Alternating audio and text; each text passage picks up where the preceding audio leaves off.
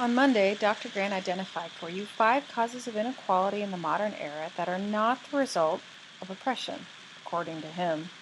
While it's true that a certain portion of the variance in earnings and wealth can be attributed directly to these factors, it's unclear that these factors are not, themselves, caused by historically oppressive systems, creating an indirect effect in terms of the relationship between historically unequal systems and current economic inequality. The question is then, what do we do about this? How do we generate an equal society out of a historically unequal one? One answer that sociologists and economists tend to agree on is to focus on social mobility.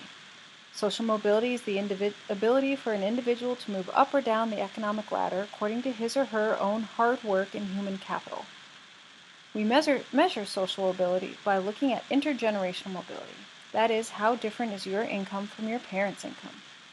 Milton Friedman, of all people, said in 1962 that a major problem in interpreting evidence on the distribution of income is the need to distinguish between 2 basically different kinds of inequality. Consider 2 societies that have the same distribution of annual income.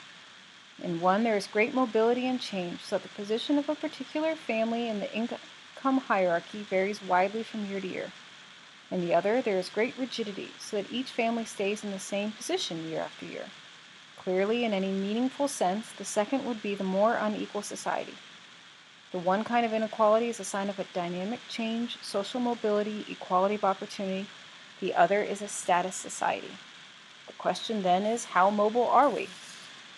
Unfortunately, the answer is that we're significantly less mobile than our counterparts. Other advanced capitalist nations have developed ways to create mobility despite having had an unequal part.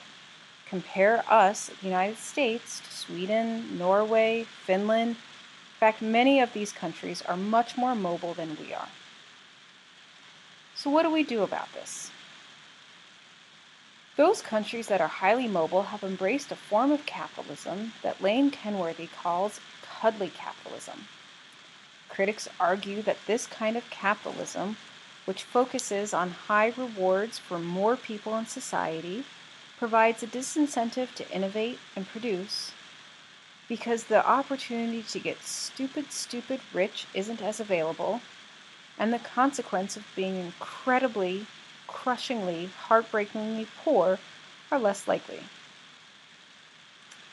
In this sense, people who argue for cutthroat capitalism say that there has to be an angel and a devil to any capitalist society in order for it to be successful. We'd like for you to take time to read Kenworthy's article on Cuddly Capitalism and also Chapter 6 of Michael Sandel's book on justice.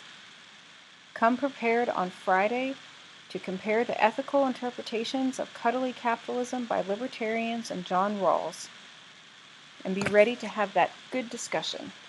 Have a great few days.